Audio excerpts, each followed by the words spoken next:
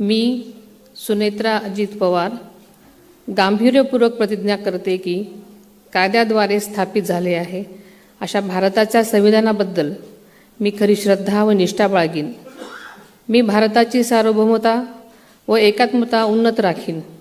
मी महाराष्ट्र राज्याची उपमुख्यमंत्री म्हणून माझी कामे निष्ठापूर्वक व ससद्विवेक बुद्धीने पार पाडेन आणि संविधान व कायदा यानुसार सर्व तऱ्हेच्या लोकांना मी गांभीर्यपणे व निपक्षपातीपणे तसेच कोणाच्याही विषयी ममत्वभाव किंवा आकस न बाळगता न्याय वागणूक देईन.